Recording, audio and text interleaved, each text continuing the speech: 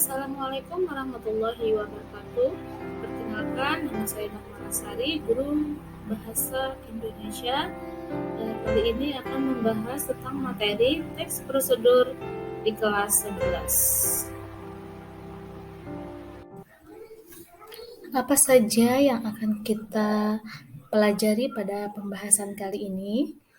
Yaitu yang pertama, pengertian teks prosedur. Yang kedua, ciri teks prosedur. Yang ketiga, jenis teks prosedur. Yang keempat, struktur teks prosedur. Yang kelima, kebahasaan teks prosedur. Dan yang keenam adalah contoh dari teks prosedur. Jadi, pengertian teks prosedur. Teks prosedur adalah langkah-langkah suatu aktivitas atau kegiatan untuk menyelesaikan suatu pekerjaan.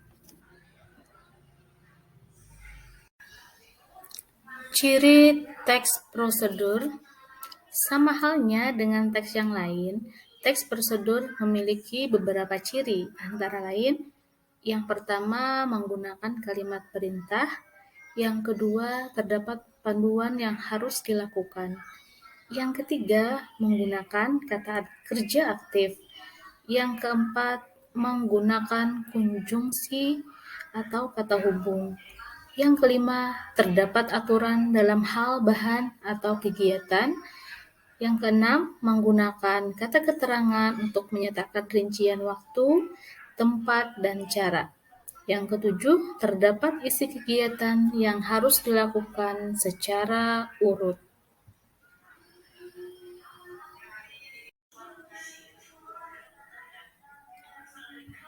Jenis teks prosedur. Teks prosedur juga ternyata memiliki beberapa jenisnya loh. Penasaran?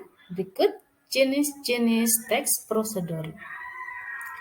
Yang pertama, teks prosedur sederhana. Teks prosedur sederhana hanya berisi 2 atau 3 langkah saja. Contohnya, prosedur untuk mengoperasikan setrika. Kemudian yang kedua, teks prosedur kompleks. Teks prosedur kompleks terdiri atas banyak langkah dan jenjang untuk tiap tahapannya. Contohnya, prosedur pembayaran tilang oleh polisi. Yang ketiga, teks prosedur protokol. Teks prosedur protokol merupakan teks prosedur yang langkah-langkahnya bisa dibolak-balik, tapi tujuannya tetap bisa tercapai.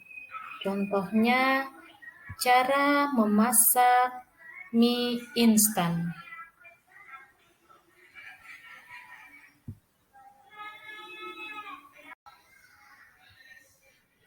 Struktur teks prosedur. Dalam penyusunannya, struktur teks prosedur terdiri dari 4 bagian, yaitu tujuan, material, langkah-langkah, dan penugasan ulang atau kesimpulan. Penjelasan lengkapnya sebagai berikut. Yang pertama, tujuan. Pada awal pembuatan teks prosedur, penulis biasanya memberikan penjelasan terkait tujuan dalam penyusunan teks prosedur. Hal ini juga bisa menginformasikan hasil akhir yang akan dicapai. Yang kedua, material. Merupakan hal-hal apa saja yang perlu dipersiapkan dan yang dibutuhkan dalam pelaksanaan atau pembuatan kegiatan tersebut. Bagian ini berisi informasi tentang alat atau bahan yang dibutuhkan dalam pelaksanaan kegiatan. 3. Langkah-langkah. Bagian ini menjelaskan tentang proses atau tahapan yang harus dilakukan demi mendapatkan hasil maksimal sesuai dengan tujuan dari teks prosedur. Langkah-langkah yang dibuat harus secara berurutan, Selain itu, susunannya harus logis, sistematis, dan mudah dipahami oleh pembaca. Yang keempat, penegasan ulang atau kesimpulan. Bagian terakhir ini menjelaskan tentang simpulan dari suatu prosedur yang telah dilakukan. Bagian ini bersifat opsional, yakni boleh ada dan boleh tidak ada dalam teks prosedur.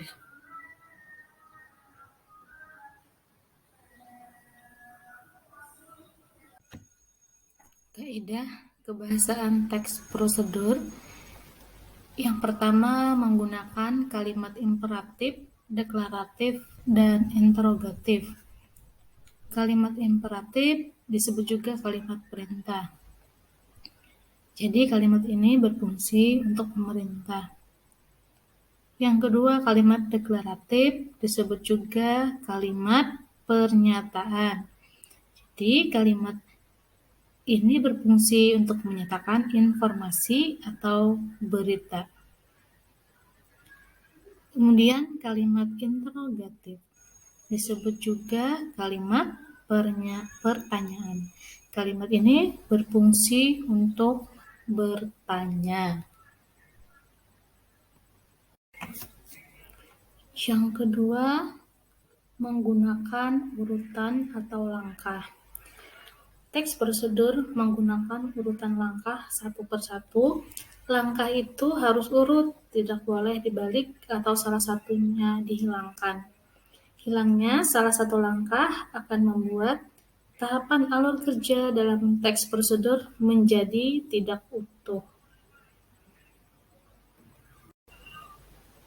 Yang ketiga, menggunakan nomina dan partisipan. Nomina adalah kata yang mengacu pada benda atau hal-hal yang konseptual, misalnya kursi, bangunan.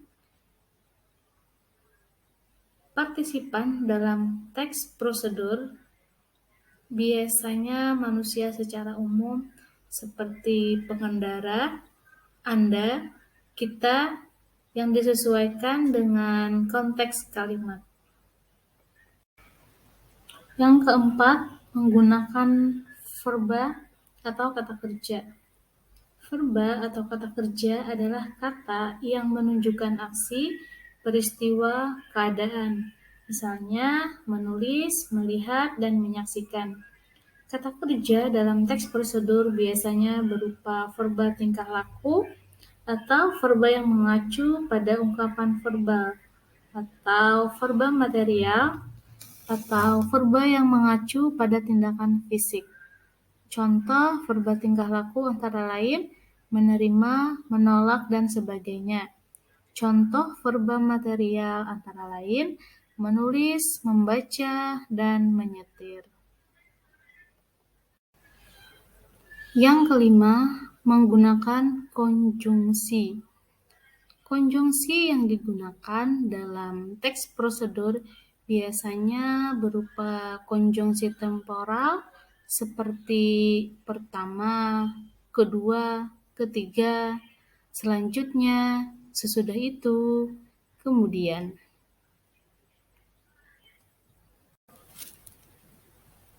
Tahapan membuat teks prosedur. Yang pertama, menentukan topik terlebih dahulu. Yang kedua, menentukan tujuan. 3. Mengumpulkan informasi. Keempat, menyusun kerangka kalimat. 5. Mengembangkan informasi ke dalam langkah-langkah. 6. Koreksi dan revisi. 7. Menulis naskah teks prosedur secara utuh.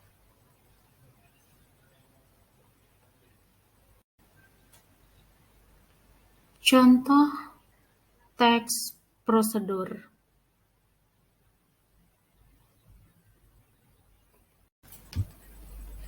Cara membuat eco-brick.